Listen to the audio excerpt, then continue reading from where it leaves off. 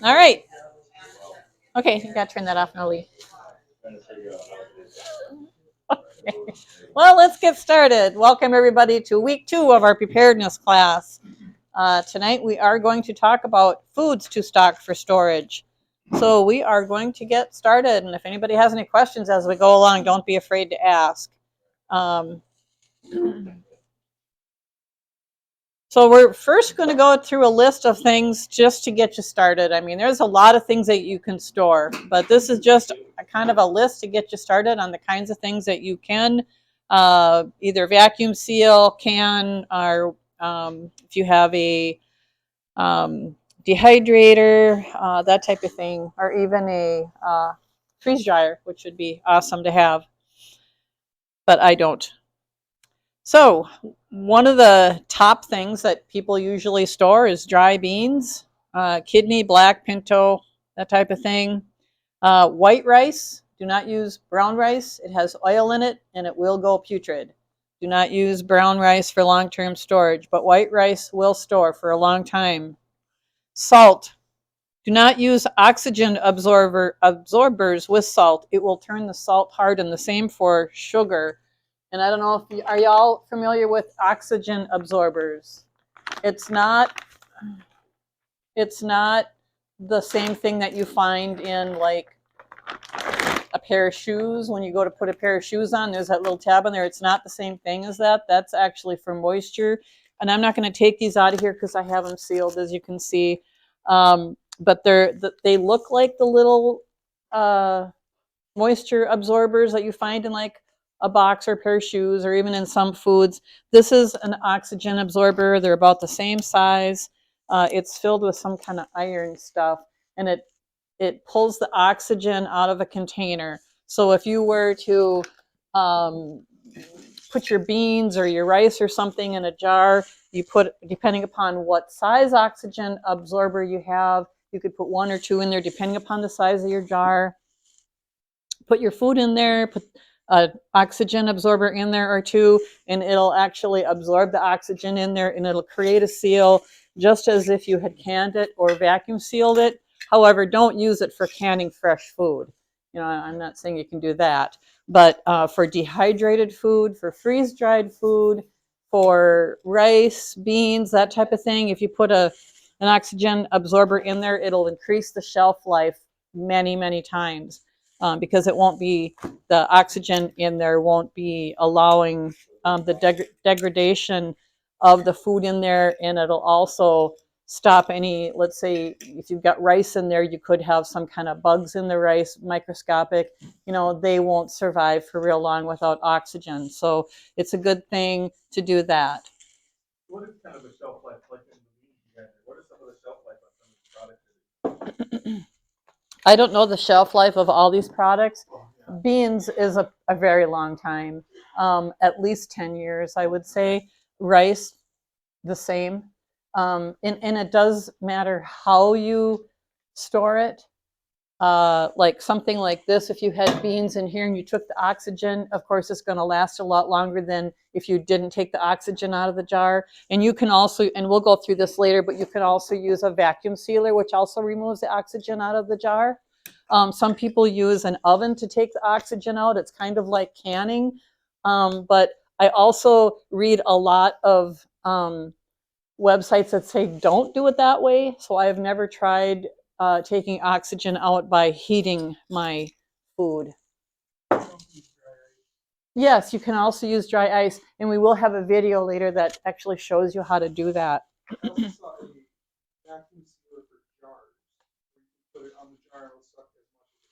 Yeah, that's what this one does. Yep, and I'll actually demonstrate that later. I'll open this up. These are tomatoes that I grew out of the garden this year. There's probably 10 tomatoes in this jar. So, I mean, it really increases your storage space by dehydrating, because when you take the water out of something, most things are mostly water. So when you take the water out, you know, the size decreases a great deal. But I mean, this is used for, I use this for stews, hot dishes, goulash, chili. I can take the tomatoes out of here and put them in a food processor or a grinder or whatever, and I can powder it and actually make tomato paste out of it. And depending upon what consistency of the tomato paste or sauce I want, I just add how much ever water I need. So if it calls for tomato paste, like an 8-ounce can of tomato paste, I just take a bunch of this and add a little bit of water in it till it's the consistency of paste. And I measure it in my measuring cup, and then I've got my tomato paste. But this will store for a long time too. This I vacuum seal with that. I use this a lot. I actually have 2 of these. But there are some things, like we were saying, that you don't want to use this for because it'll turn it rock hard, like salt and sugar. That you would want to use like a vacuum sealer to seal that up, not one of these. And these are actually pretty reasonably priced. You can get them on Amazon for a pretty good price. This one, I don't remember how much I paid for this, but I think there was like 300 of the packs in here, something like that. Anyway, they're pretty reasonable, but it's a good thing to have. Keeps your food a long time. Okay, so moving on. Canned fruits is a good thing to store. Canned vegetables. And you know, the best buy date is just that. It's best buy. That doesn't mean you can't eat it after that date. You know, if I had something that was dated, 2023, I don't know that I'd want to be eating it in 2033. But, at least a couple years, past the date on there, it should be fine. It's just going to lose. It's not like, well, eventually it's probably going to get really icky. But in the short term, it's just going to lose the quality of the flavor, and it's going to lose vitamins, so it'll lose nutritional value and quality of taste, but you can eat it past its due date. Same thing with canned meat, tuna, salmon, chicken. Oatmeal is another good thing that you can store, especially if you take it out of the big box that it comes in, or tub, or whatever you want to call it, and put it in. Now they make half-gallon jars like this, and you can put the oatmeal in a half-gallon jar like this and then put it on the vacuum sealer, or use the oxygen absorbers, and that oatmeal will last a long time too. What size are your oxygen? These are 300s, I think. No, these are 500s.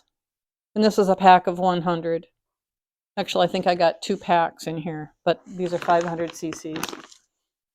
So the higher the cc, the less packets you have to use per jar.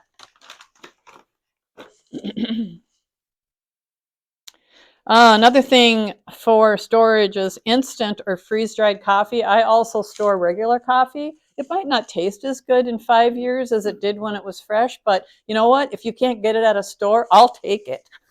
And it's also a good thing for bartering because, if the stores are shut down, if we have, like we were talking last week, maybe an EMP or some kind of electrical grid down situation, eventually the stores aren't going to be able to run because they're not going to be able to use the refrigeration and stuff that runs the store. So one of the things that people want is coffee. So if you store some for yourself, it's also kind of good to store some for bartering purposes, because somebody else might have something you want and you don't have, maybe a gallon of gasoline, barter a thing of coffee for a gallon of gasoline to run your generator, or whatever. You decide you want to clean up your yard and you want to use your weed whip. I don't know, but yeah, you're right. Right. Yeah, and I do buy a lot of the canned, and those are already vacuum sealed. But it is something that you can do on your own, or if you have an open can already, and maybe like me, Bob doesn't drink coffee, so if I open a big thing of coffee, I'll probably vacuum seal at least half of it because it takes me a while to go through it, and that way it keeps it fresher. And along with coffee, tea Powdered, well, tea, now I'd like to stop there for a second because there are teas that can be used for medicinal purposes. You know, peppermint tea can ease an upset stomach, ginger tea. So even if you don't like drinking it for, you know, like you would a cup of coffee just to enjoy in the evening, do consider using things like ginger tea or peppermint tea, putting them away and vacuum sealing them just for medicinal purposes. Because if you can't get to a pharmacy or a Walmart or something to get something for your stomach ache, you know, then you've got something else you can use. And ginger and peppermint work just as well as, say, Pepto-Bismol or, you know, things like that that you can use for an upset stomach, or ginger ale, because ginger ale, well, it used to be made out of more ginger, but that's why, you know, the ginger in there helps your upset stomach. Powdered milk. Powdered milk is a good one to store because even if you don't drink milk yourself or you don't have kids that drink milk, a lot of recipes call for milk. So the best way to store milk for long term is powdered milk. You can vacuum seal it with something like this, although it can create kind of a more of a finer powder, which you don't want to get in your vacuum sealer. You don't want to use a vacuum sealer for something like flour because it'll clog up the lines in it. That you would want to use the oxygen absorbers for. And the powdered milk, I mean, you can use, I have used this, but like I said, it gets a finer powder. So really the oxygen absorbers work better for that. But powdered milk, just in case you want to bake something or, you know, something that you need to cook needs milk. Maybe you want to make some, you know, some scalloped potatoes or something. You can't do that without milk. Powdered drink mixes like Tang, now they are a sugary drink. However, they do have vitamin C in them. They're fortified with vitamins in them. So even though it might be a sugary drink, it can be a treat for you or the kids, but it can also give you some added vitamins that maybe you're not getting because the store's not open and you can't get oranges or grapefruit, you know, and we have to have vitamin C. So raw honey is another good thing to store because it stores almost indefinitely. I mean, they have found containers of honey from way back, you know, even the Egyptian times and back then, and the honey was still usable. So honey will store for a long time, and it works good for sweetening things that you bake or make for, say, dinner or whatever, or sweetening your coffee. If you like sugar in your coffee and you can't get sugar anymore, honey will work for that.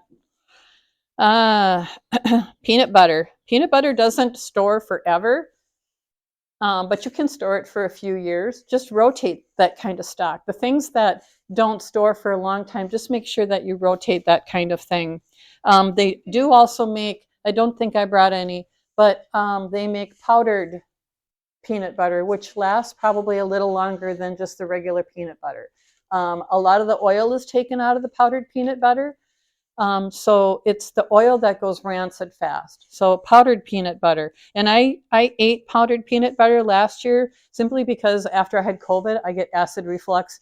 And the oil in peanut butter can irritate your stomach if you have acid reflux. So using powdered peanut butter, it didn't do that to me. So it actually tasted pretty good. Oh, I was gonna say. Oh, okay. I use it too. Yeah. Yeah. And it tastes really good. Yeah, it's water. Yep. Yeah, it's nice and creamy, and it doesn't get hard in the refrigerator, and then you got to Yeah. get your toast really hot after you get the peanut butter on there to spread it. There's two probiotics, I can't think of them off the top of my head. They're in a bottle that I have at home. I got it. Kombucha? What? Kombucha? No. Probiotic capsules? Yeah, capsules, and there's two different types, and they're acid resistant, but they're good for acid reflux. Oh, well, maybe I'll next let week. you know if If are you coming on Thursday, you could write them down for me, and I could try that. It's a lot better than it used to be. But every time I get sick, it comes back, and then I have it for like 6 weeks, and then it gets better, and then I get sick again. So, yeah, COVID can stick it. Yeah, it did. Changed me too. Where was I? Instant potatoes. That's a good thing, you know, for an instant side dish. If you don't have the ability to cook raw food, whatever, instant potatoes is always a good for a side dish. Dried pasta is a good for storing. Coconut oil lasts for a long, long time. So if you need oils, which you do for cooking, baking, whatever, coconut oil also works for a moisturizer for your hands, that type of thing. Olive oil, it doesn't last forever, but you can store it for a while. You do need some kind of oil. Vinegar is a good thing to store because vinegar can help preserve things, and you might need to do that if you end up having your own garden and you need to preserve some things out of it for longer storage through the winter or whatever. Baking soda, make sure you have some baking soda that will last for a while. Again, use an oxygen absorber in it, put it in a jar. And if you do use jars like this, they need to be kept in a dark place. The food will degrade a lot faster if it's exposed to any light. We have ours in a room that has no windows. It's in the basement. It stays cool. In cabinets where it stays dark all the time unless I open up the cabinet, you know. But we're not in that room very often. It's just a storage room. So these pretty much stay in the dark for 99% of the time. So keep that in mind if you have something. Now this, on the other hand, and we'll talk about these later too. This, you know, it doesn't receive any light. So if you need to store stuff upstairs under a bed, you know, find storage places that are empty right now, you know, under the bed, under a dresser, under on top of cabinets, whatever. If you need to store stuff, there's places in your home, even if you're in an apartment, that you can fit stuff. But this is okay to be exposed to light because it's not going to degrade anything in there. Can't get to it. Did you say something? Or container, like a tote. Yeah, in a tote. Sure. Yeast. Yeast doesn't last real long. I think probably maybe 3 years, something like that, but it's something that you can rotate. And even things that we have that we don't use regularly, if I go downstairs and I see some of our storage stuff is really outdated like yeast, I'll just throw it away and buy a new one. I would rather do that and waste that little bit of money that I spent on that than not have it when I need it. So that's something that you probably want to think about too. But yeast, if you're going to be baking your own bread, if you like bread and you want to bake bread and you want the kind that gets all nice and puffy and soft, you know, you're going to need yeast. So that's another thing. Spices and seasonings and extracts, because you want your food to taste good, even in, you know, a situation where, you know, everything's gone south, you still want your food to taste good. So buy the extra seasonings, you know, that you're used to and put them away. And there again, rotate them because spices do lose their flavor.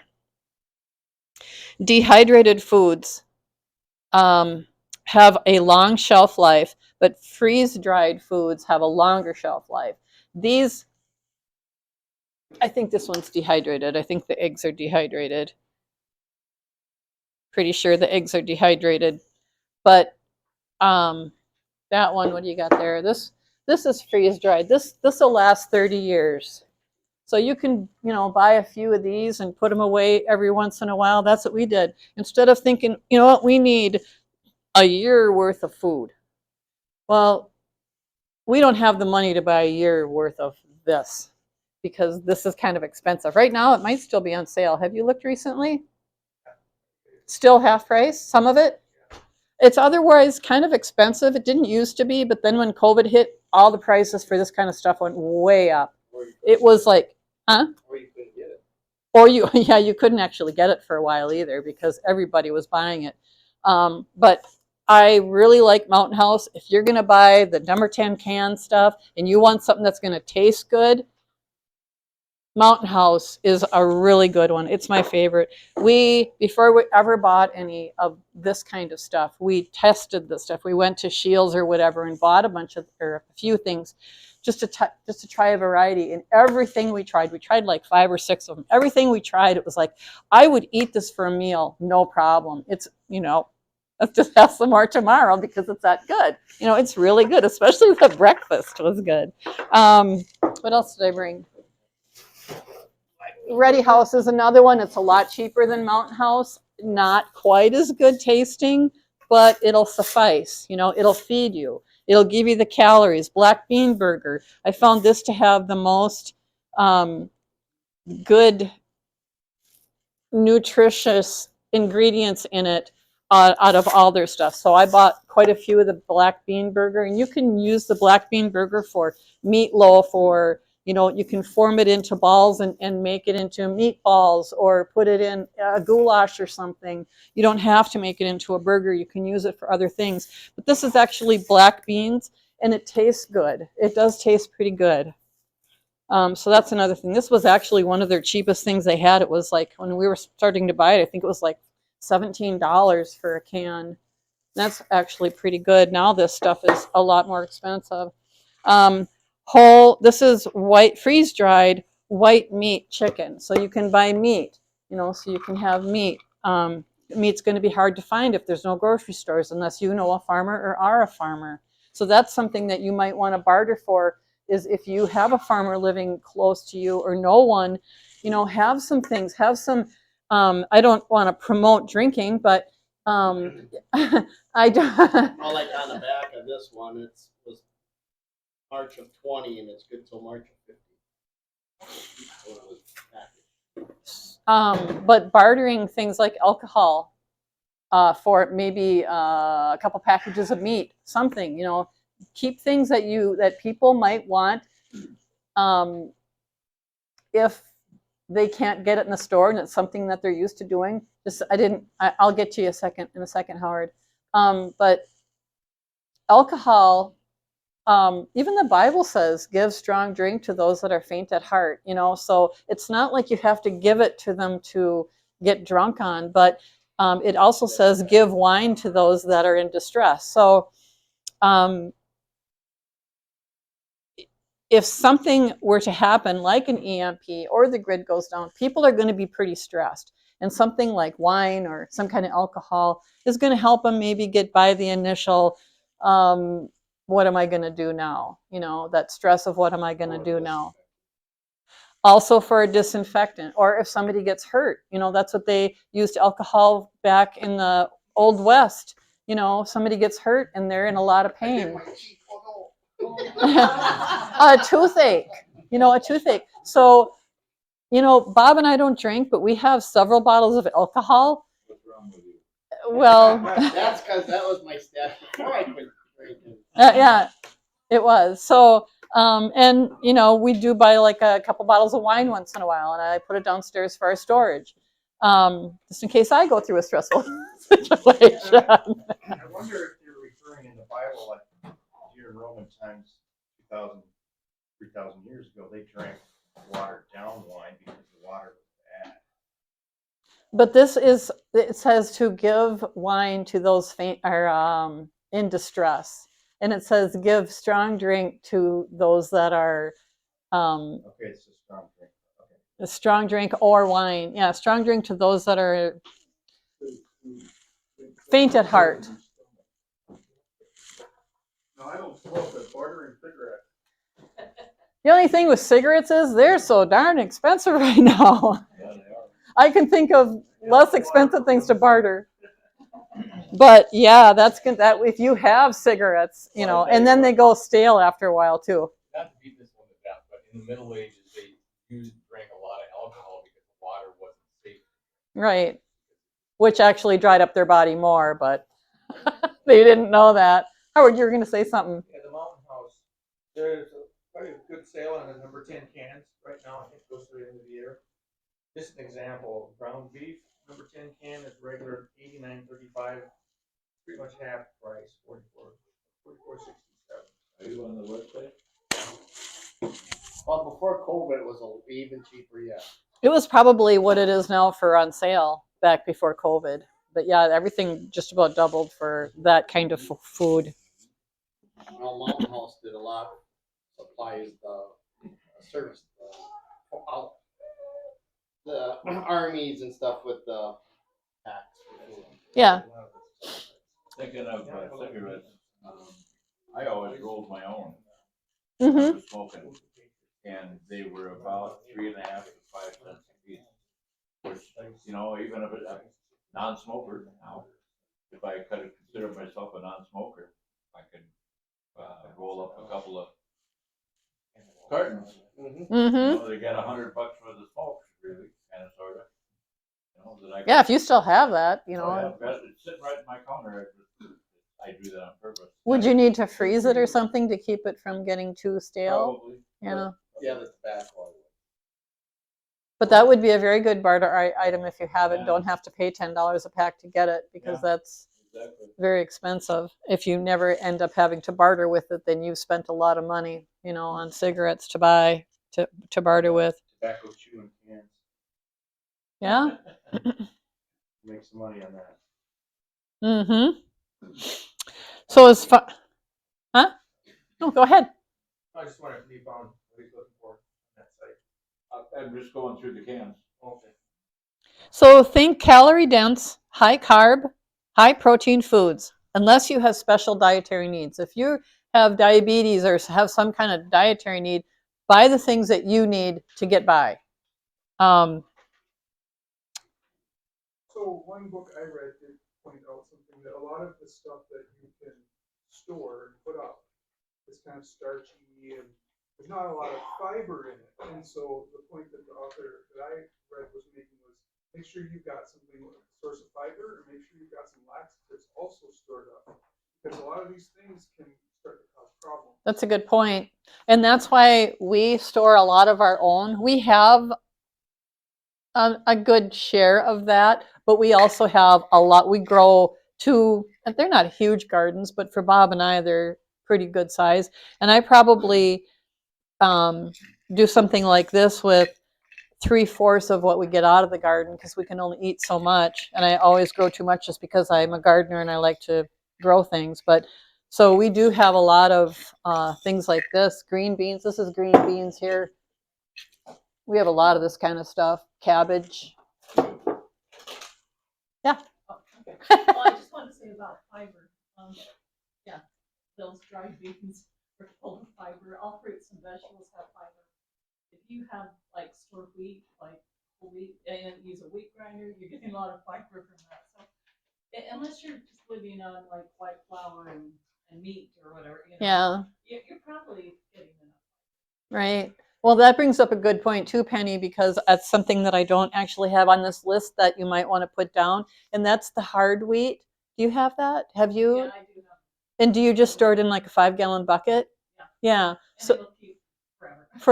and do you put like oxygen absorbers in there, or does it just sit in there? Okay. I do have a wheat grinder. What's hard? That's wheat that hasn't been processed yet, right? It's just wheat. Yeah.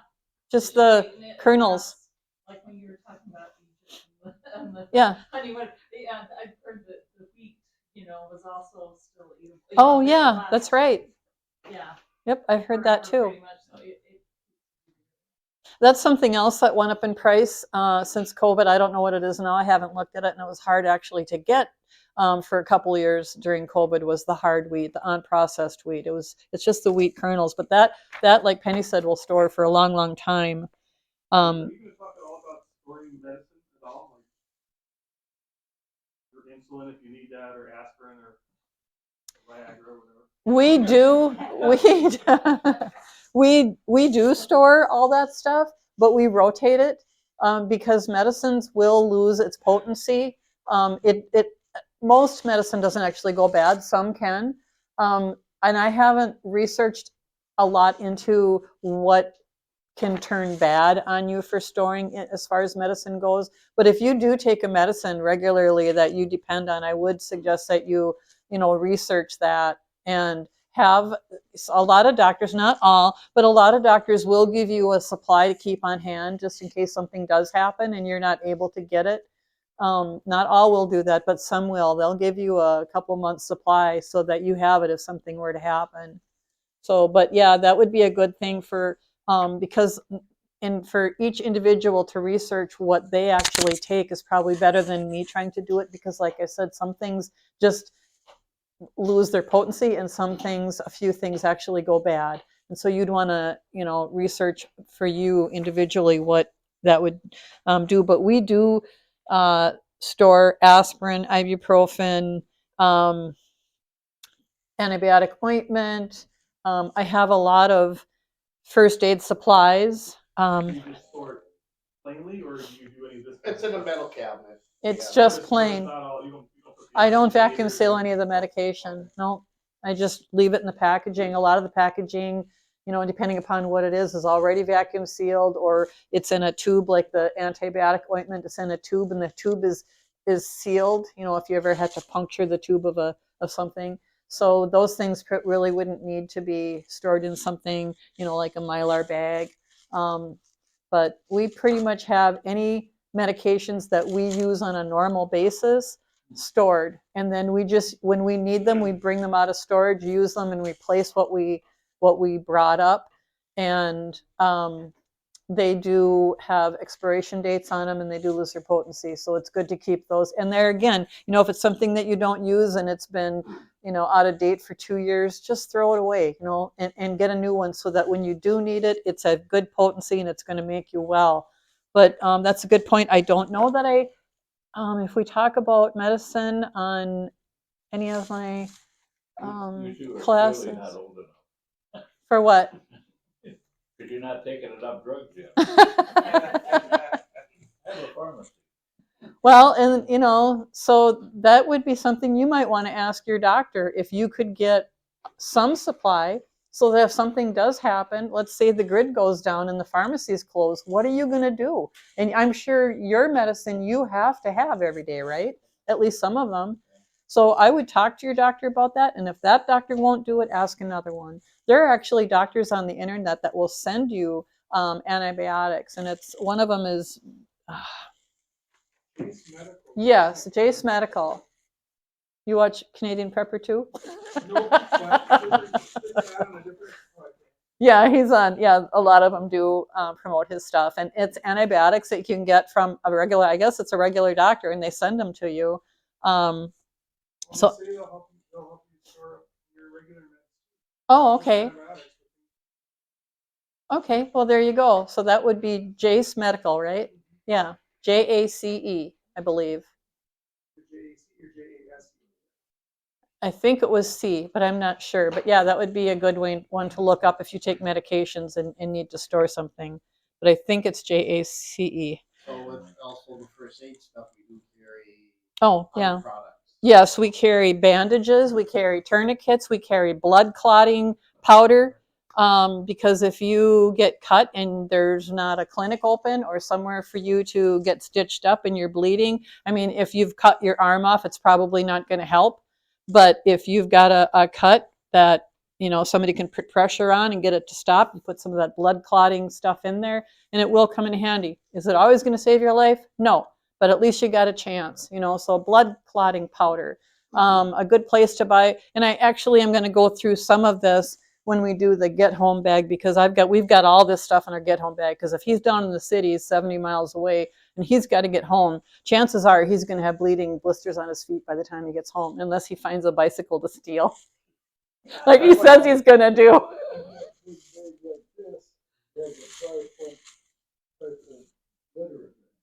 Wow, you have a bag that big? Wow, I would never make it home. But also even Jace Wellness, it went from medical to wellness. Yeah, probably. I'm not sure that's it. You want JASE? You can try it. So yeah, we keep all that kind of stuff, but we'll be going through some of that during our get home bag, huh? Oh, feminine products for any women in here that still need stuff like that, or have daughters or whatever, and that can also be a bartering item, you know, because that's a necessity. So feminine products is another good thing to store, even if you don't need it. Somebody that might come and ask for help from you might. It is JASC. Yep, it is. You're right. I'm sorry. Yes, it is JASE. Jace. What does it say? Jace Medical. Yeah. It says medical preparedness. So that's something good to write down if you have medications that you take. Check into that. JaceMedical.com. And I think it was actually pretty reasonable as far as, as far as their price. Oops, I just hit my microphone. Okay, so where were we? Oh, plan to have clean filtered drinking water for cooking, and refer to last week's info on purifying water. If you weren't here last week, that's what we went through. Most of the information we talked about is on the water purification that you got, and you can always ask questions if you have any questions about that. But you have to have clean drinking water for cooking.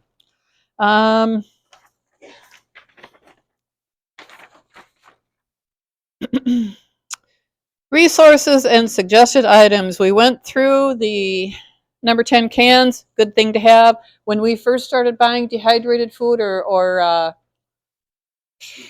freeze-dried food, we actually started buying the packages like this until we found out about the number 10 cans. And it's like, well, why would I buy something like this and pay for the extra packaging on a whole bunch of these things when I could buy it all in a number 10 can? Better price and better storage because it's in a can. Sealed, yeah. These, however, are great for putting in your get-home bag or bug-out bag because they go in there and they kind of squish down, and all you got to do is add water to it. Clean drinking water, of course, and it's got a zipper seal in there. You put your water in there, and if it's not hot water, it'll still soften up, but it does recommend using hot water because then it'll soften up right away. If you can't get hot water at the time, put some cold water and then zip it back up, put it in your back in your get home or bug out bag, trek on your way for half an hour, and by that time it'll be nice and ready to eat. If you can't eat it all or you want to save the rest for later, it's got a zipper seal in here. You just zipper seal it back up, put it back in your bag, keep going and take it out later and eat it. These are great for that. Yeah, I would ration it because you don't know how long it's going to take you. And you might have to use some back roads because you don't know what's going to be on the well-traveled roads. But these come in a lot of different flavors and different meal type things. This is chicken and dumpling. This is chili mac with beef. We've had them both. They're excellent. I would eat this any day. So that's good for your get-home bag, and we'll go through that on another time. Those are 1 or 2 servings. Yep, these are both supposed to be 2 servings. Bob could eat this one, no problem. Yeah. What's in there? Well, those are all different. Also, like the dried egg powder, depends on what you're using it for. If you're using it for cooking or baking, Yeah. then you mix it according to how many eggs you need. If you're, 9 servings. No. Okay.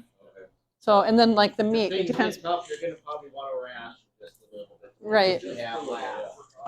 As long as you eat enough calories to do what you need to do, because you're probably going to be doing more physical work than you normally do. So make sure that you get enough calories. Yeah, it's a balance. Well, some of us have a little extra to go on for a while. So I meant myself. I meant myself. As you looked at me, I saw that.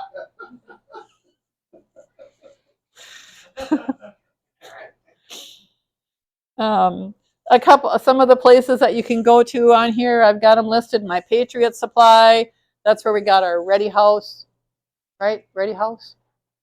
Ready whatever. Yeah, Ready House. Mountain House, campingsurvival.com. They had really good sales back during COVID, campingsurvival.com. When everybody else had like those for like $50, I got it there for like 35. So they didn't jack their prices up just because to take advantage of people. So I gave them my business for a while. I haven't been on there for a while though. Amazon sells all this stuff, or most of it anyway. Some of this I got on Amazon. Sometimes you can find a better deal on Amazon than you can on their websites, although I like to give the company themselves my business. But a lot of times when you go on Amazon, the seller is actually, the manufacturer. So they're still getting your business. Now, using stuff like this, make sure you have this or this, which is, I'm sure everybody's in here that's old enough to know these are manual can openers. For those of us that grew up before everything was electric. Also this, because you need this to open something that's vacuum sealed or has the oxygen absorbers. They're tight. He might be able to pull the lid off, but I could never pull the lid off of this without a can opener. Without a twisty can opener, you took your can, dumped it upside down on concrete. Just keep on going until Oh. I got that many calories. I might be hungry, Lee. So make sure you have manual can openers and make sure you have more than one, because things that we grew up on that lasted forever, they don't last forever anymore. They're made cheaper. You might need 2 or 3 of these to get through a year, because this probably sees use once a year. But if something happens and I have to open this kind of stuff every day, this probably isn't going to last me a year. It's probably going to last me 3 months, and then I'm going to have to use another one. So make sure you have more than one. Don't just rely on anything on one. What is it? 2 is none, and no. 3 is 2 and 2 is 1 and 1 is none. Okay, yeah. So yeah, 1 is none, because that could break tomorrow. So make sure you have can Well, it's the same openers. with radios too. You only have- There you go. Is that why everybody has so many? I do have one at home. Can I add something? Oh yeah. Oh, yeah, I just wanted to add a couple more resources to buy things from. One is like for powdered milk, there's a company, I think they're in Wisconsin, and they also have an office here called Maple Island Milk. Maple Island milk. And their milk is way better than any other powdered milk I've tried. It almost tastes, and it actually tastes almost good enough. You know? Almost good enough to drink. Yeah, well, I mean, I make cocoa mix with it, and I cook with it, but it's tolerable. It's not nasty like What brand is that? Maple Island Milk. Yeah, Maple Island Milk. They have an office near the cities. I assume they still do. I mean, the last time I went there, I got like about 3 or 50-pound bags. You know? Oh. And it's probably about time for me to go get some more. Do they have a website that you can order from, or do you have to actually go there? I think they do have a website. Yeah. I mean, I did contact them through the internet, and when I went down there, at their office, they had just saved the bags for me. You know, I just bought them directly. But I think I heard, well, there's an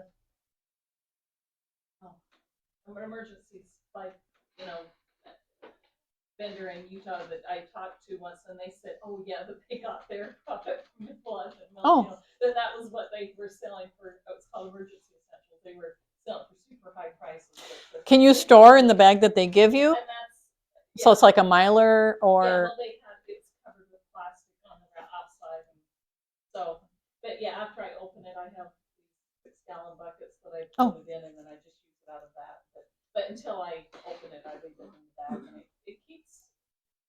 In fact, I'm using some that I forgot what I had that was back 2006. I mean, I'm still using it right now. And it tastes okay. Yeah, it does. Okay, good. And how did you have it stored? You're just in the buckets. Okay, Yeah, cool. it was a bucket that it was in my garage, and I got lost out, but I found it. So it was in the garage, and it got warm in the summer and cold in the winter, and it still tastes okay. That's good to know. Yeah.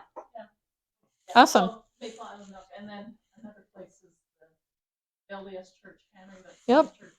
Yep, they have a lot of good stuff. Yeah, they do, and you don't have to remember anyone can go in and buy foods there. They sell it as cheap. And they do have the hard wheat. That was one of the places I saw had the hard wheat even during the pandemic. Thank you.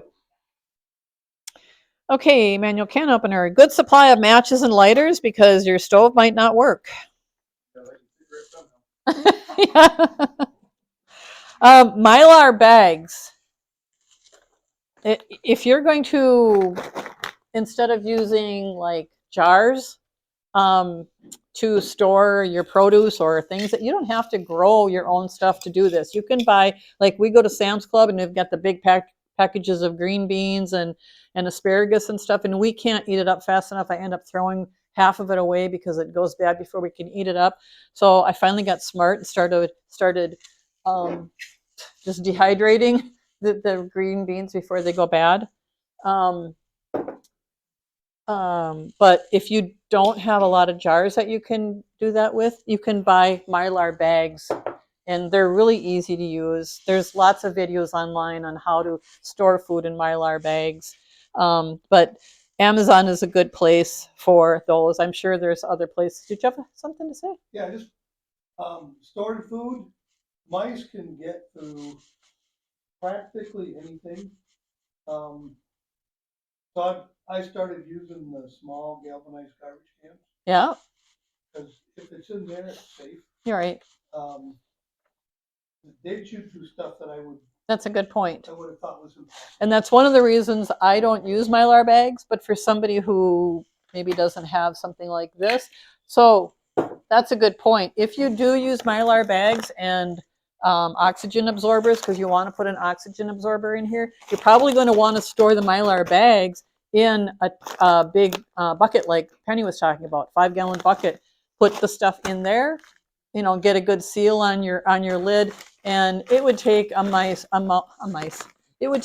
long time to chew through that. I've never seen a mouse chew through a 5-gallon bucket. So if you do use Mylar, use oxygen absorbers in it and get some 5-gallon buckets. Food grade. Don't use something that had chemicals in it. But You gotta pay attention. You gotta see your buckets every so often, so you know that they're not chewing. true. Yep. Yeah, A raccoon could probably chew through it. I've seen them go through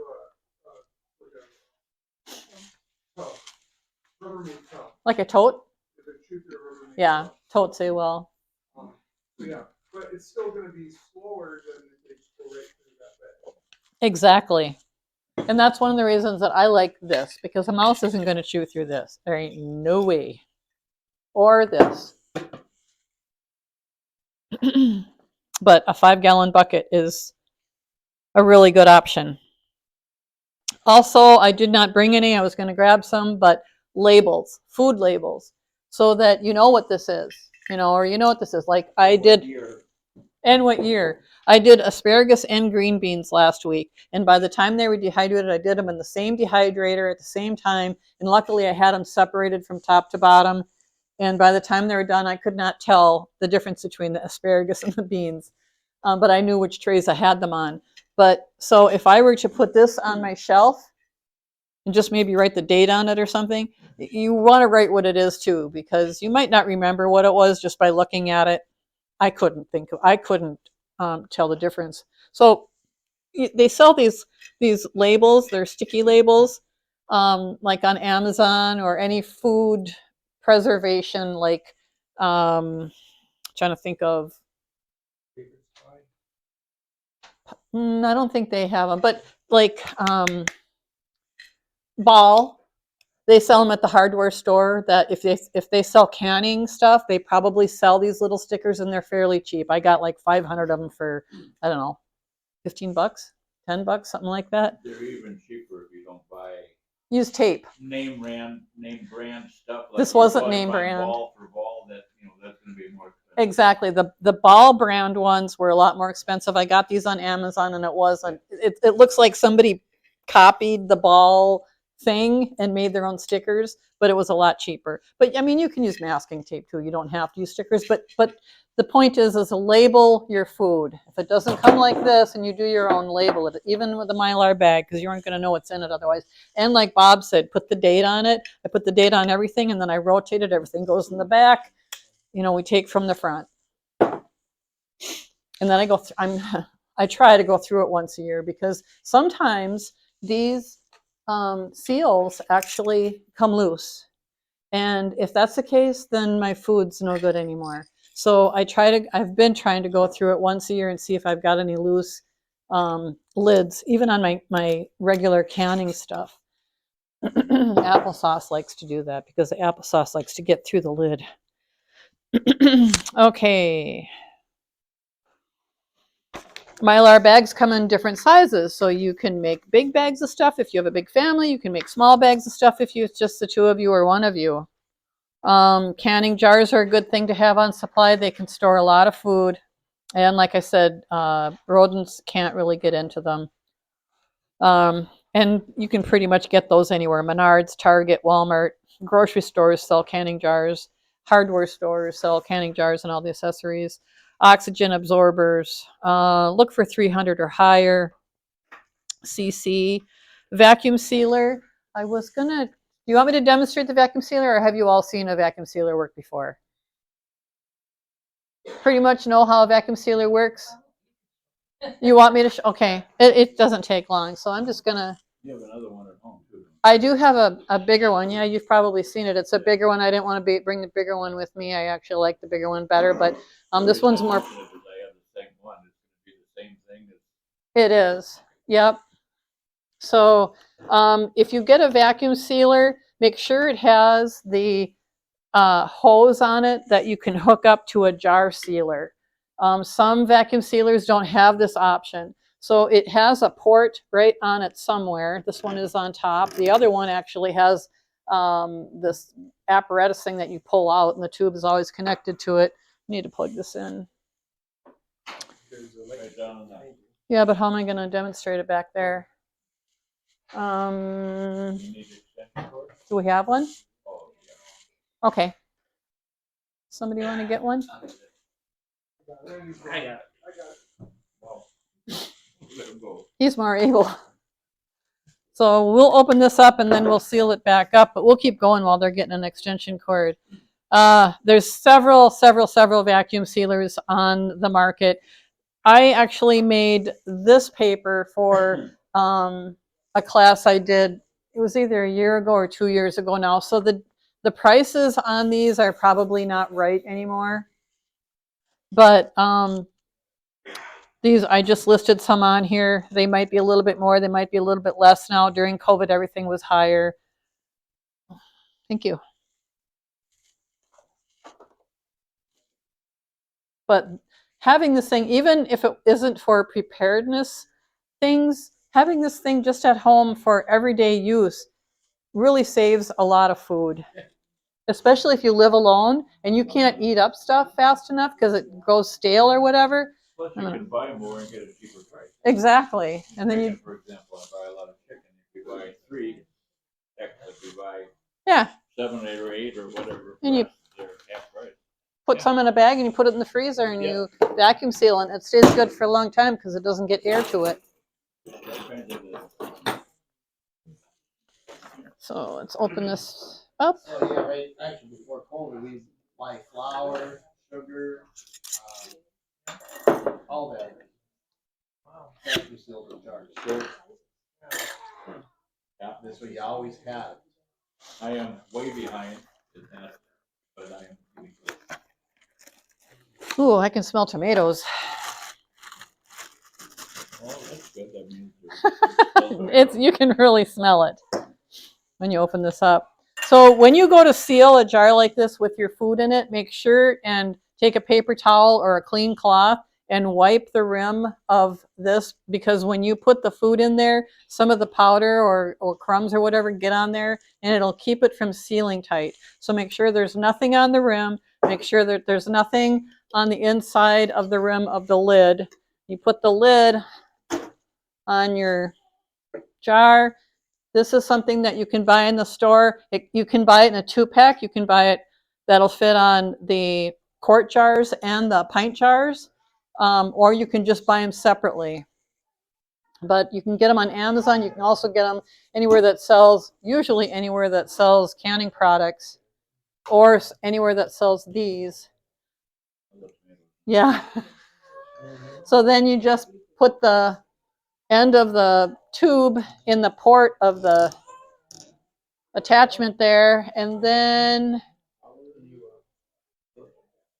I think this has to be locked, and then you just hit vacuum.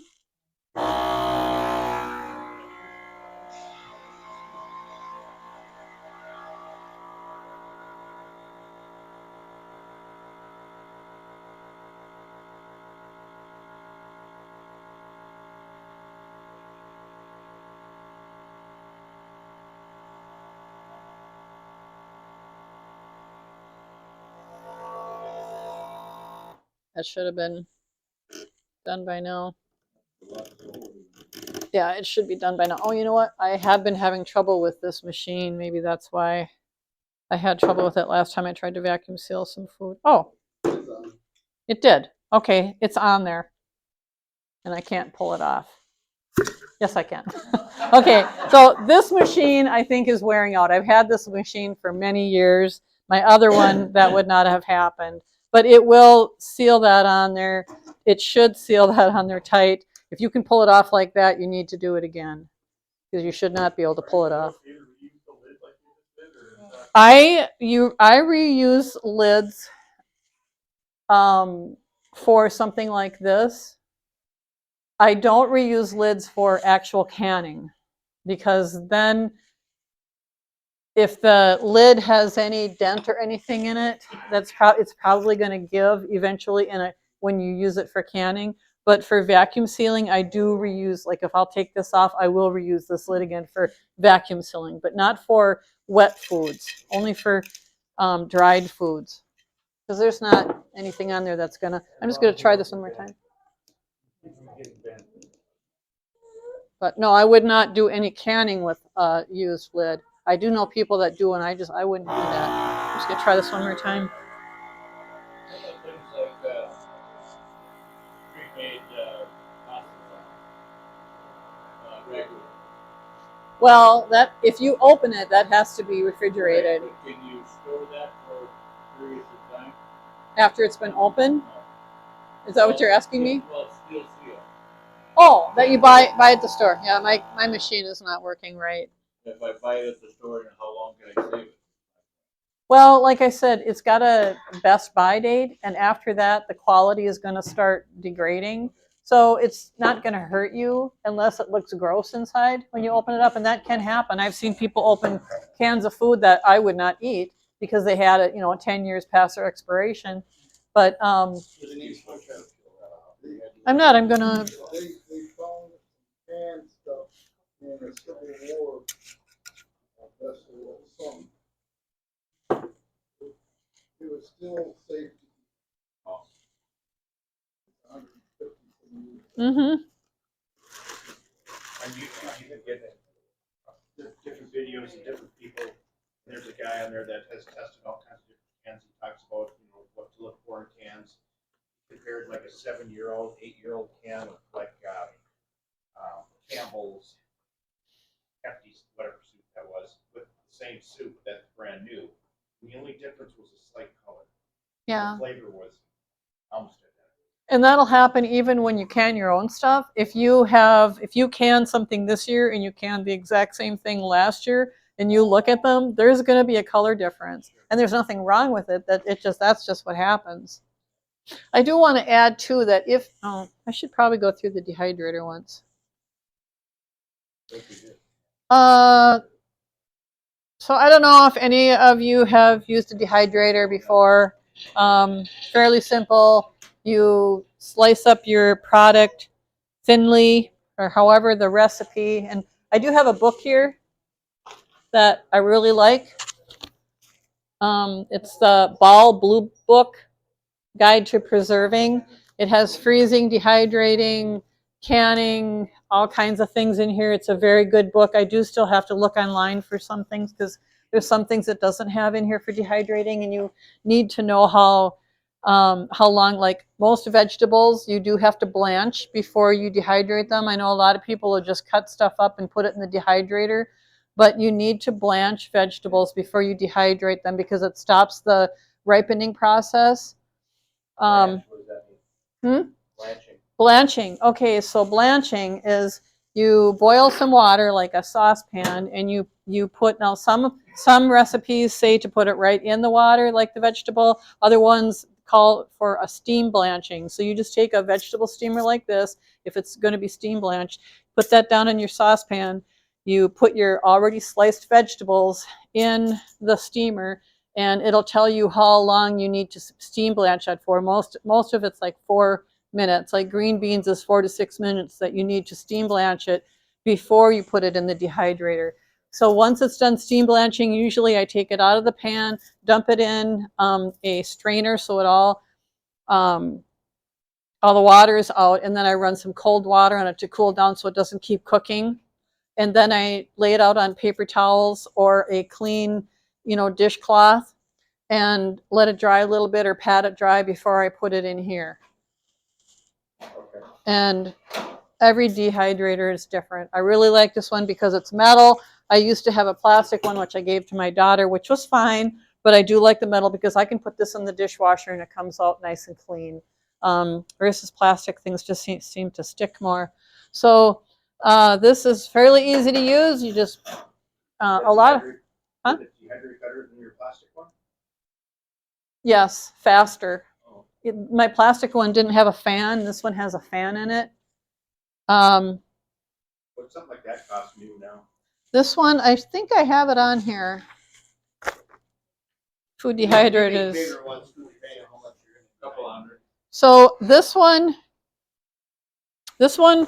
was $146 when I last did the preparedness class, Okay. which was either a year or two ago. It's probably not too much more than that now. $135.99.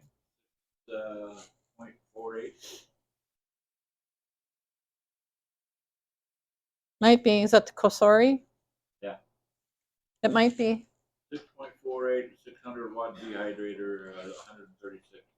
So it's actually cheaper then, because this was right in the midst of COVID. It looks like it. I don't know how many. 6 trays. 6 tray. 1, 2, 3. It looks like 4, maybe. How many watts? 600. I have saved a lot of food out of the garden with this. Before we had this, whatever we didn't eat out of the garden, and I didn't want to freeze because I don't like all my vegetables frozen. They get soggy when I go to cook them again, and I don't like soggy vegetables like green beans and stuff. It's just rubbery. It's gross. But you dehydrate it. You can save it for a long time. You put it in one of these, like we've talked about, and saved it in here for years.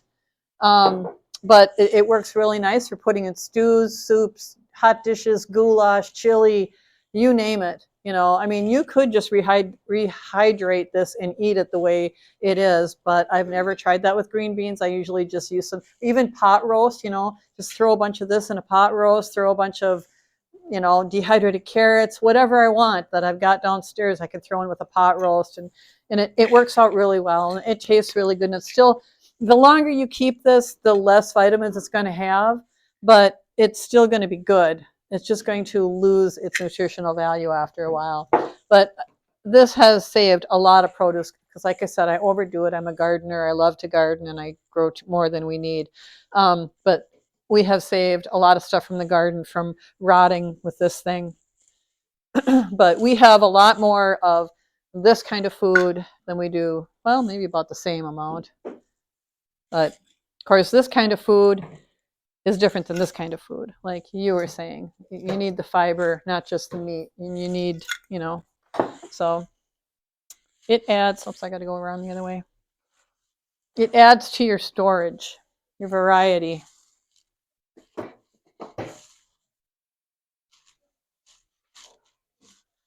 Okay, moving on. Yeah. Oh, well, I just kind of think about storing them. It's important to store them where there's not moisture. Like I finally decided I could do them in my basement. Rest. Did you have a dehydrator or a dehumidifier? We have had them, but I guess we haven't been using it. But so, Yeah, we put kind of store them. in our storeroom, we just bought a small dehumidifier and put that in there because our storage room was getting pretty moist, and I was kind of getting to, worry about our storage food. So we just bought a small Frigidaire one and put it in there, and we run it like an hour a day, and it keeps it nice and dry in there. So it might be something you want to think about too if you ever run out of room upstairs. Yeah, but see, that requires electricity. That's true. Yeah. If you have to. Well, I have enough beds in the house. Yeah, and it'll work that too. Yeah, under the beds is a good spot. Okay. They're pull tops and it's something the kids want. What's that? Unless they're pull tops. And it's something the kids want. Yeah. Well, don't put that in their room. Trust us, we know. That's where you put the spinach and the, That's all it is now, yeah. Brussels sprouts. So I have a couple of different dehydrators on there, but you can go on Amazon or Walmart and, pick something that works for you if it's something you decide you want to do, but it works really well. You can dehydrate just about anything. I mean, you can make beef jerky, you can make fruit jerky, you can make... Cherish's boyfriend dehydrated watermelon. Yeah, which I haven't tried yet, but it sounds good. Watermelon chips. Oh, now when you suck it up, they last a long time. He must cut it a little thicker, I would imagine, but he said they're really good. He said they never last because everybody eats them up. So another way of preserving food is fermenting. I've started doing that probably about 3 or 4 years ago now. Started making my own fermented sauerkraut and pickles, and I started making, I don't know if you know what beet kvass is. Can't think of, oh, I did some cauliflower, fermented cauliflower.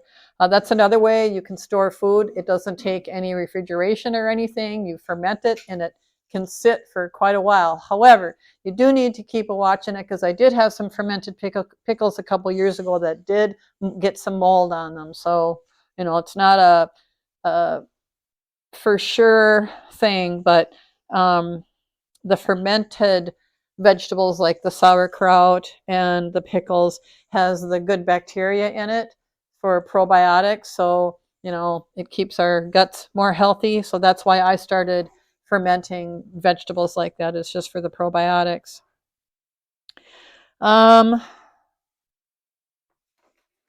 We're going to watch a video right now, but I think I'm going to get through the rest of the paper. And then if you want to stick around for like a 12-minute video, we'll do that at the end, just in case that somebody needs to go. So cooking without electricity. Camping stoves is a good way to go. It does require fuel. Just about anything that you're going to cook with requires some kind of fuel. But I believe you can use these in your house, can't you? The camping stove, if I remember right. But you would want some ventilation. And you've probably all seen camping stoves. They're very simple, but it works just like your stove. It's just a lot simpler. So you have to hook up your propane tank, and if you're going to rely on a camping stove, you want to make sure you have full propane tanks. Or you run a hose to a bigger tank. Yeah, you can get a bigger tank if you want. And like Bob said, run a hose. So then you just hook this up to it and you use it just like a regular stove. So then you have a means of cooking without electricity. You can store propane. Propane keeps forever. It's not something that's going to go bad like gasoline does.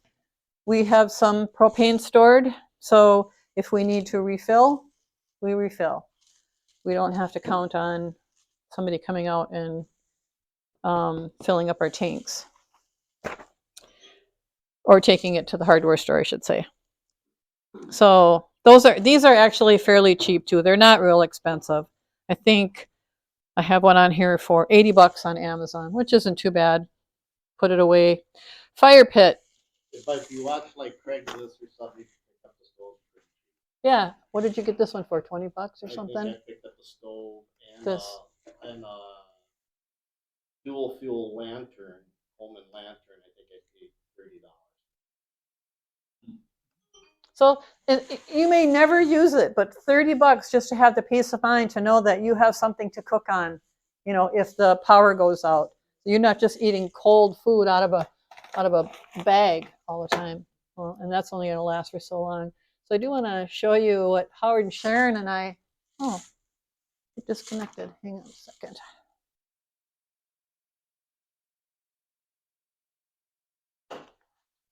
Oops.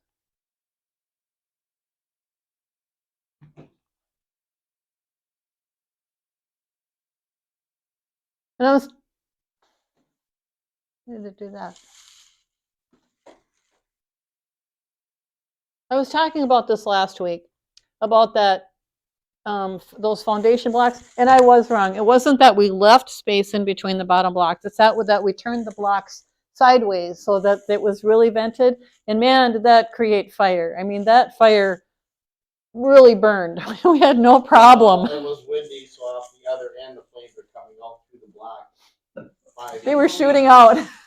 So we had an opening on this side to the other side, and then on the top block across. So there was ventilation underneath the fire, and man, did that thing burn nice. We threw some logs in there, and it just took off, and we had no problem burning that. But a simple fire pit made out of just foundation blocks, and it did really well. And then Bob and Howard went and got some fence posts and put them across and then laid the grate on there because we couldn't find a grate that was big enough to lay across the blocks. But we do want to find some grates that we can use, maybe bigger, so you can put more on there if you need to. So I do suggest cast iron, especially because you're going to need to be purifying your water. Remember, like we talked last week. So you're going to need something to purify water in. Cast iron is going to work really good for that, and cooking food. It's got more of an even heat. Kay and I were talking about this earlier. A fire like this, an open fire, doesn't have as even of a heat as your oven or your stove does. You know, because maybe this side of the fire is burning hotter than the other side. But what the cast iron does is the cast iron heats up. Okay, now the cast iron is what's producing heat to your to your food or your water, not the actual element on a stove. So I suggest having a Dutch oven for, and you can get a bigger one. This is actually kind of a small one for purifying your water on something like that. So you've got something big enough to purify water in, or making a pot of stew or whatever you want. Kay also suggested they do have the, is it an inverted cover? So the inverted cover, instead of coming up like this, it actually goes down a little bit so that you can place some coals, if you're using coals, on top. Well, even something like that, once it burns down a little bit, you can place some of the coals on top, and it works better for like baking bread or whatever you've got in there. And then it's got more of an oven type heat instead of a stove type heat that comes from the bottom.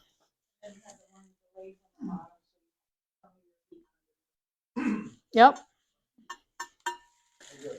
So I suggest cast iron. They also cast iron you can get a cast iron just about anything. Cast iron, like you can see, we've got a skillet on there. We were frying pork chops and making baked beans, and we've got a bread pan. I mean, you can get just about anything in cast iron.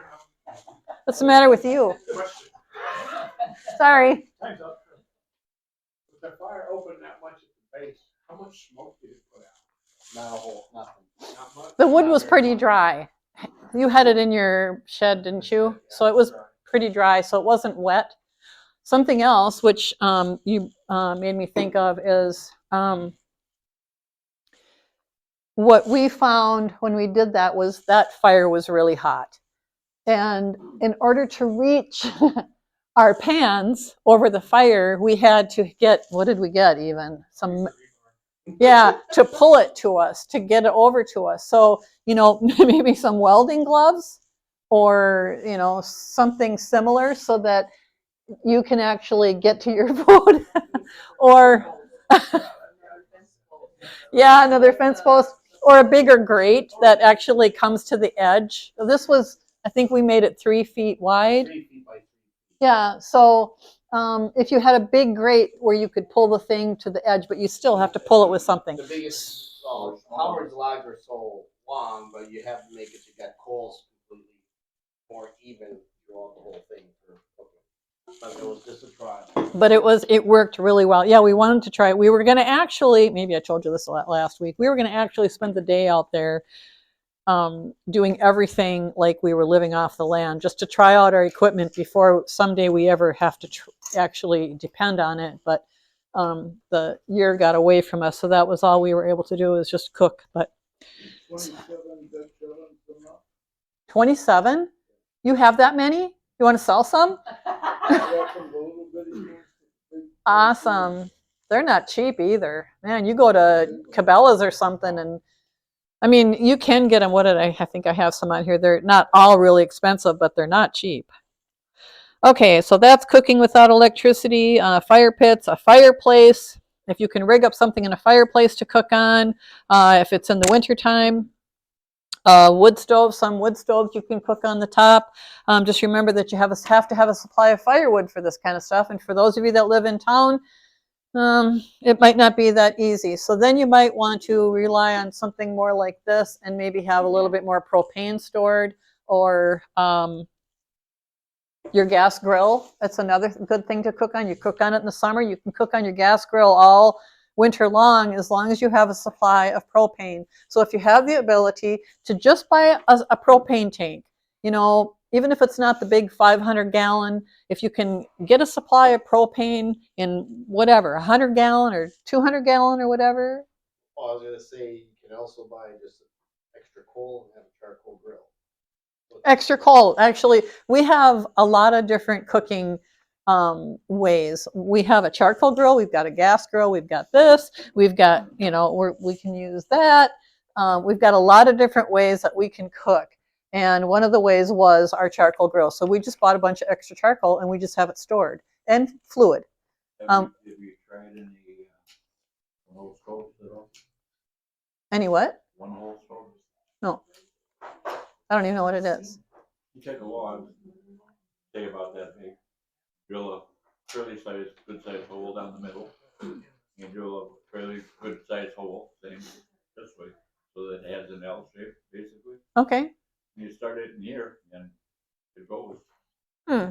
You gotta get little kindling stuff and or Right. the actual commercial ones, they put a starter in it.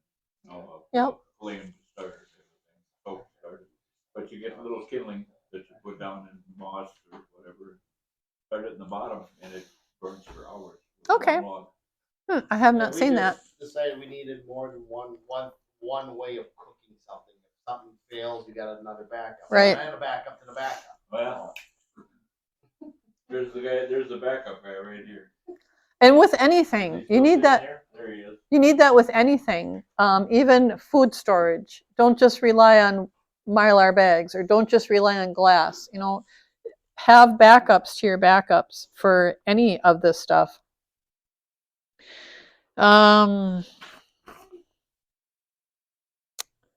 Charcoal or propane grill. Most of us have at least one of those things. A fondue pot can cook your meal. You know, if some of you ladies who still have fondue pots, I do.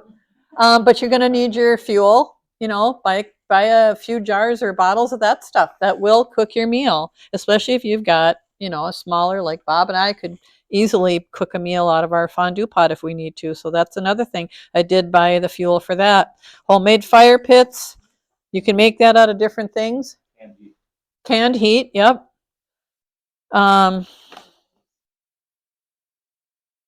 So several means of cooking food is recommended. So if one fails, whether it's weather, running out of propane, wood, charcoal, you have backups. When winter comes, it's nice to have a hot meal. Cast iron skillets, pots, or Dutch ovens work best for cooking with these methods. Also a good set of heavy oven mitts like we talked about, so you can get to your food. Asterisk, asterisk, asterisk. Make sure you have working fire extinguishers in your home. There are fire extinguisher companies all around this area, and you can get them at big box stores. Also, a working or some working battery operated smoke alarms and a good supply of batteries for them, because if the electricity goes out, you're going to need battery backup on your fire extinguishers. And if the grid goes down or whatever, and the fire station is, the fire guys aren't coming, you're alone. So have fire extinguishers. Have them in every room if you can, every room of your house, so that, you know, if you smell smoke or whatever, you get up. I don't mean just sitting out in your living room somewhere, but in the closet in your living room, so you can grab the fire extinguisher and go to the room where the fire is at instead of looking around for it. Oh, dear, did you put it in the bedroom closet? I don't remember. You know, that's what we do because we don't think of it. But if the grid goes down, you're going to need, hopefully you aren't going to need, but you should have fire extinguishers, several of them, and good battery operated smoke alarms. Any quartz is that your cast iron Dutch oven thing there? So that the bowl. This one, right? Yeah, right there. It should say on the box. I don't remember. 5 quart. Okay. If you've got a family, you probably want something bigger, and especially if you're going to be sterilizing your water, you're probably going to want something bigger. Or more, or a couple of them. Size pot, 12-inch Dutch. That's the stand. How many If you quarts? get bigger, 12, 14. Is that for me? And you can get them bigger. There's only one I don't place think in you the heard whole you. world that sells the real big. They're the Macas. You get big oval ones, 22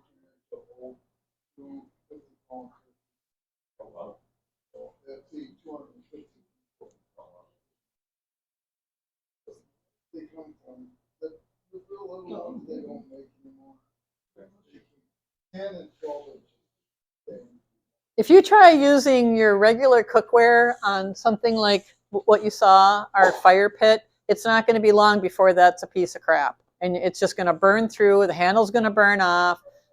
It's not going to do you any good for very long. So that's why I recommend, any prepper recommends cast iron, because it's not going to burn through. Let's do our drawing real quick, and then if somebody has to go, they can. I do have a video if anybody wants to watch the video. It's like 12 minutes long, but let's do our drawing first. Bob, do you want to go get that? I think I got everything up here covered. Anybody got the name in there? There's a big hole. You don't got your name in there? No, get Ricky in there. Oh, right. Anybody else? Yeah, you Jim? might write- you might write Sam. There you go. I'm right here. Come on, we're giving away food. You got to have your name in there.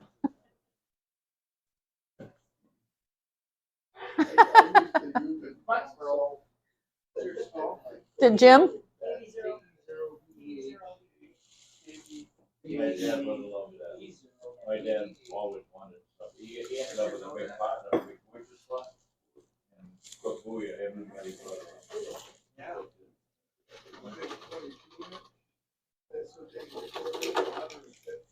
I'm picking today. Glenn, where are you? You get to pick Oh, just, what do we got there? chicken and dumplings and chili mac with beef. Pick one of that, pick one of that. You want to pass this down? No, Okay. it stays here.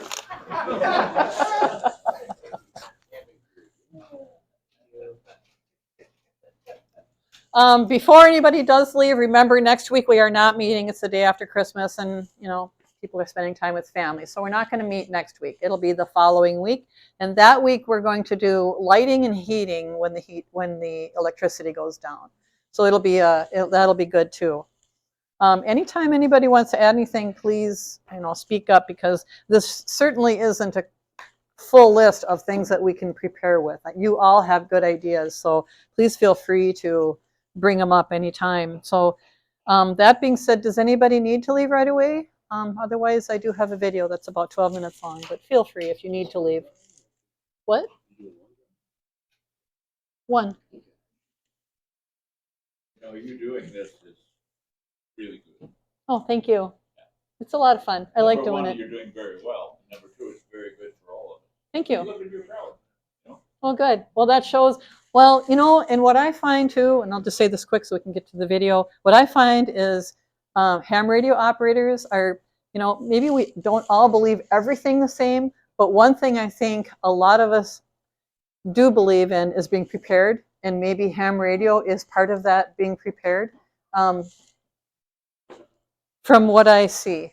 It's just part of it. And we're going to do one on communications too. Well, not the whole thing, because we all know about ham radio already, but that's going to be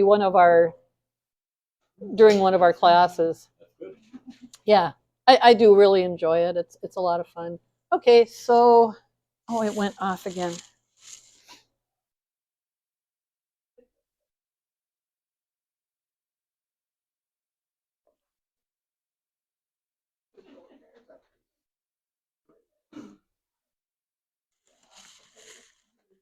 Okay. Hi, I'm Jonathan. I'm Kylie. And we are the Provident Preppers. Today we're going to be talking about how to package your food Everybody can hear? for long-term storage.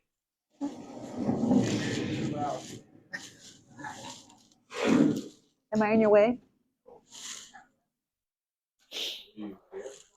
Have you ever wondered how to correctly package your long-term food supply so that it will be good when you open it 25, 30 years from now?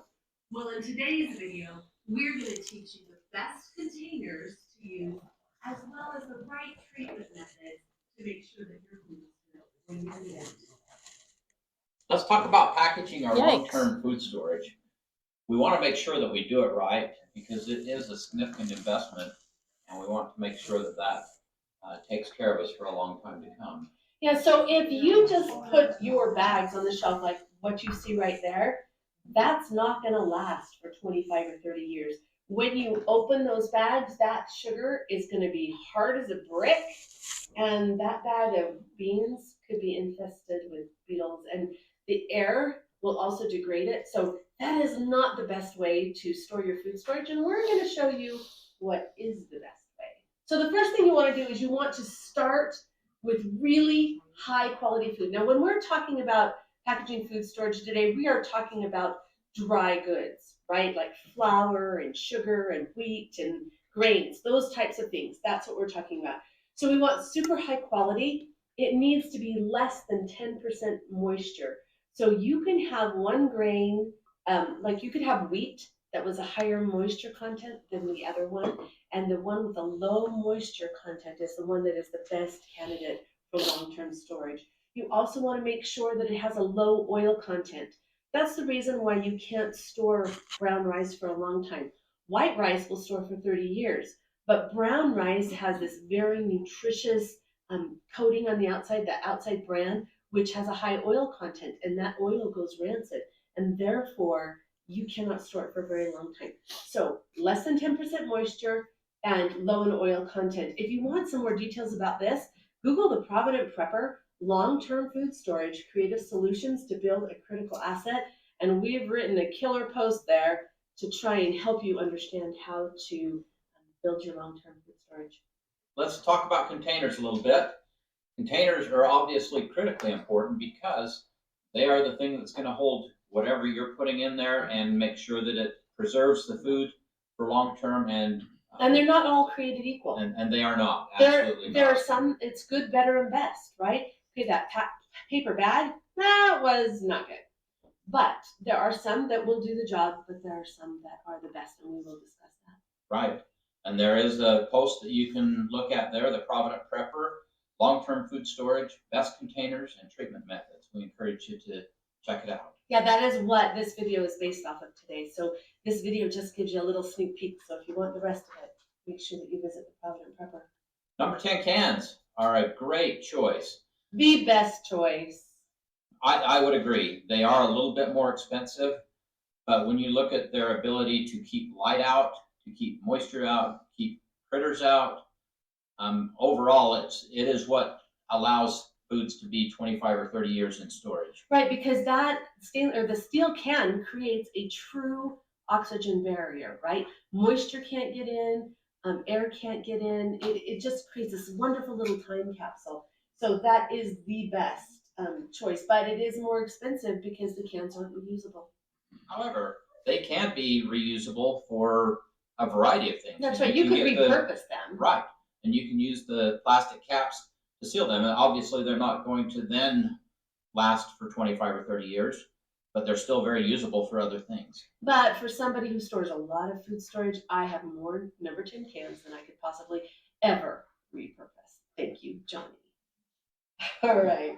So plastic buckets, they come in a wide variety of shapes and sizes, and that's one of the reasons why they are so versatile. John loves the square ones because being an engineer, they stack and there's no wasted space. That's right. And also, as I get older, they're only 4 gallons instead of 5 gallons. And so it makes it just a little easier when you're carrying a couple of them around, just a little bit lighter. So I do like those, but there's a whole variety depending on your needs, and they all do a great job. And it is interesting because your personal situation is going to dictate what kind of container you use. It used to be that those 5-gallon buckets weren't that heavy, and we had an awful lot of them. But now, as we're getting a little bit older, we're choosing to use smaller containers because they're just more convenient for us. So make sure that you consider that. And one of the things that we like to do with our buckets, in addition to storing grain, and in fact, we should tell you that most of our food is actually stored in the buckets because we use our long-term storage on a daily basis. And so we can just empty that bucket and then we refill it over and over again. So there's very little waste. But one of the things we love to do is to put food that's in their original packaging in those buckets. So for instance, that powdered sugar in the center there, it's in its original packaging. I just put it in the bucket and seal it up. It is amazing. It keeps the moisture from the storage room from contaminating the food supply. That works really well, especially like with containers of salt that they're like a magnet for moisture in the storage room. And so if you put those kinds of things in there and then you just seal them up, it's just fantastic. One of the things that it won't do is you can't treat this. Like we'll talk about treating in a minute, but it will contain, if you have an infestation in that pasta, it will contain it to that bucket and it won't spread to your entire food storage. Right. Another thing to think about with these is when you put those things in there, it also protects them should you get a rodent in there. It probably wouldn't protect from a rat, but for the most part, the mice aren't going to chew through the buckets unless they're desperate mice. And then maybe you should move. Hey, one of the other things, if you notice this metal bucket opener, make sure that you have a really good quality bucket opener because they sell some plastic ones that will totally break when you try and pry that lid off. So I love this metal one. Make sure that you do have something that will help you too. Well, one of the things, Mylar pouches, okay, they are not an optimal package to store something in, but what makes them really cool is that you can store your own food at home with these because all it takes to seal them up is a straight iron, like what you straighten your hair with, or a clothes iron. And then you are able to seal up those bags. So you can buy them online and then package all your food storage. You've got oxygen absorbers that you can also buy online. Correct. Yeah. But this is really good, but mice will chew right through those. And they're just not as sturdy. You could put them inside of one of the 5-gallon buckets and therefore make them really nice and sturdy and create a. And we've done that quite a bit, and that it does work really well. Yeah. The peat bottles, these are a very good, inexpensive source if you need something and you can't afford to buy buckets. So anytime there would be a party, we would save all of those soda bottles and clean them out really well and fill them with grain. Now be careful that you clean it super, super well. My method, I take off the cap and sometimes there's a little insert in that cap and I pop it out so that I can make sure I get really clean and underneath there. And I rinse them out super well. And then I put them in a bleach solution, a sanitizing bleach solution. So it's a really weak solution, but you just soak it in there. You want about 30 minutes of contact time. And then you can air dry them. I air dry them for several days to make sure that they're completely dry. But that should kill any bacteria that might be harboring in there.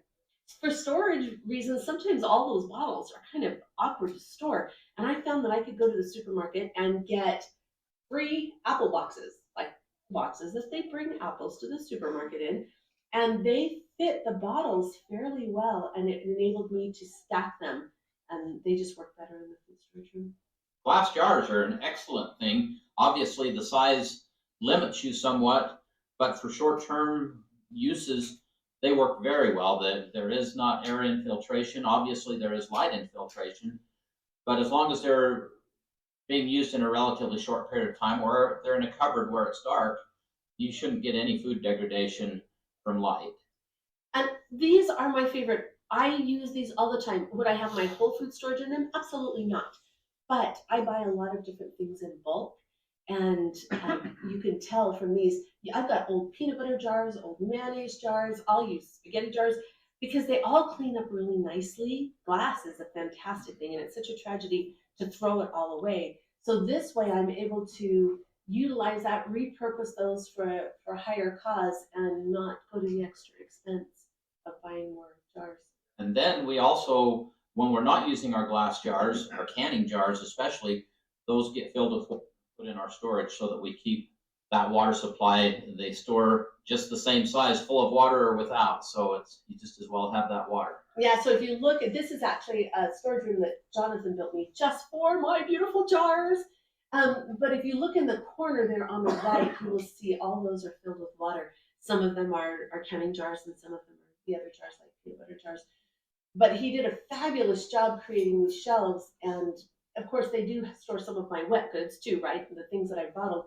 But on the left-hand side, you can see how many dry goods I store in those jars. Right, and this room is dark, and so it provides an optimal environment. There's no windows, so it's a good place to store these kinds of things. Okay, so now we're gonna move on to treatment methods, because now we've talked about the container. The container is important, and you can select the kind of container that you want. But each one of the containers needs a little bit different treatment method. Now, see these critters here? These are weevils in some wheat. We don't want that. When you open up your food storage, you do not want to see anything like that. Insects come in various life stages and require special handling to destroy each stage. If you go to the Provident Prepper, 8 food storage enemies and how to slay them, we go through all 8 things that could really damage your food storage and the best way to make sure that you extend the life of your food storage. Hey, oxygen absorbers are a pretty important part of the canning process, and these actually do a better job of pulling out the oxygen than methods where they suck out all the air. These Like actually, vacuum packing? yeah, the vacuum packing.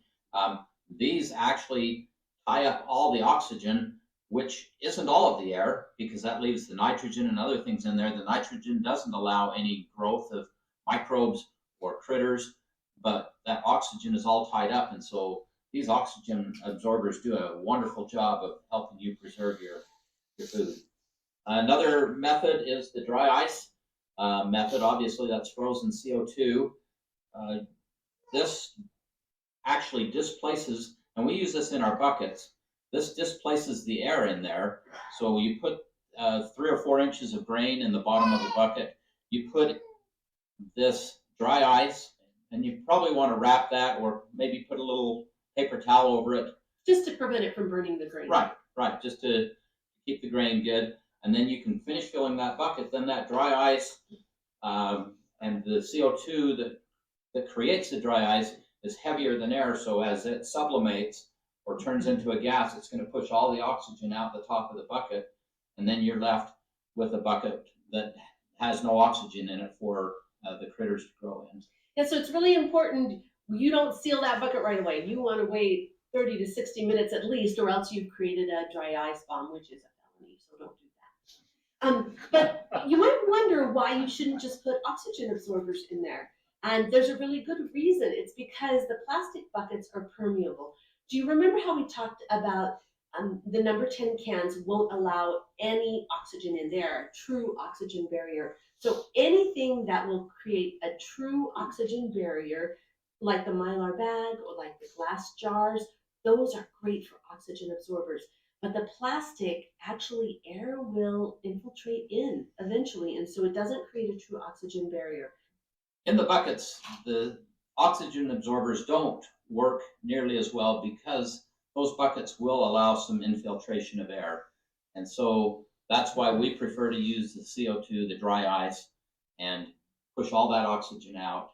And then those buckets can be sealed, and there won't be opportunity for the creatures to hatch. But if you put the oxygen absorbers in, you create kind of a vacuum. So you're making a situation where the oxygen wants to come into the bucket. When you use the carbon dioxide, there's no vacuum created, and so it's like this happy balance that just stays put. Diatomaceous earth comes from marine diatoms, fossilized remains of marine diatoms, and this comes as a white powder. This is harmless to humans, but it's got microscopic, little sharp microscopic spines that is deadly to exoskeletons. So this actually works really well. You can mix 1 cup with 40 pounds of grain, and obviously you don't want to breathe the dust. It probably won't hurt you. It's a but very, very fine very powder. fine. It's very fine. And so it's better not to breathe the dust. You may want to wear a dust mask. Yeah, and this is totally, it doesn't have a taste, it's completely harmless, but this is not one of the ways that I actually treat. This is not one of my chosen methods. And you do need to make sure you get the food grade. There are other varieties out there, but make sure you get a food grade diatomaceous earth, and it will do a good job. All right, so now you know your long-term food storage. First of all, you've got to start with high quality food, right? Low in moisture and low in oil. And then you're going to choose your container depending on your circumstances. And then we're going to treat it appropriately for the container that you have chosen. Now, we've got some other resources for you. If you go to the Provident Prepper and Google ingenious places to store your food supply, that one was a really fun one. And we have lots of pictures of different people's food storage and some of the really creative ways that they have found space to be able to store food. Another one is 3 month supply of food, amazing peace of mind. We recommend that you have a 3 month supply of food, just everyday foods that you eat all the time. And in this post, we really help you get started and give you some good ideas there. Also, Google the Provident Prepper food storage. How old is too old? And this is a pretty insightful article that will give you some ideas. Sometimes we've talked to people who, once that can of food hits its expiration date, it gets tossed in the trash. And so people don't feel like they can store food because they just end up wasting a lot. In reality, that isn't the case. And that food is good for a long time if it's stored properly. And this gives you some guidance on how you can know how old is too old. So hopefully that sums it up. But if you have any more questions, visit Long-Term Food Storage, Best Containers and Treatment Methods by the Provident Prepper, and you will learn everything you need to know. It's all in there written down for you. We hope you found this to be very educational. So one thing I do want to say is it's a lot of information, not only today, but last week. And for anybody that hasn't done any prepping or preparedness things, it can be kind of overwhelming. Like you might feel like, well, I need to do all that right now. I need to have all this now, but you don't, just work what you can when you can and don't forget about it. Once you've started, a couple months from now, well, I'm just getting tired of this, or I forget about it, or I go back to my normal routine, and then you just kind of get so far with it, but maybe you're really not prepared yet. So like Bob and I, and I'm sure anybody else in here that has already been doing the preparedness stuff, you just start out with what you can do, what works for you, what you can afford, and do what you can do. And each thing that you do makes you that much more prepared for what could come. So don't get overwhelmed with all this, and I don't think you are. It doesn't look like by your faces anybody is, but it can be overwhelming to some people. So just remember to go slow, do what you can do. If you have millions of dollars, go for it. Yeah, Jim. To say, when I started, I put together a list of the things that he has with 8 or 10 different categories. And out of those categories, I put together a list. And I just went through. This week I did this category. Next week I did something else. Just went across each category one at a time. Just did a little bit of one. Yep. As I kept going, filled up. Yeah. Just did it as I don't concentrate in one area. There's more stuff later on. Oh, I use that. Exactly. Yeah, and that's the way you got to do it. That's really the way you got to do it. I will. So we're done. Anybody wants to look at anything up here? I'm going to leave this here while I clean up other things. So feel free to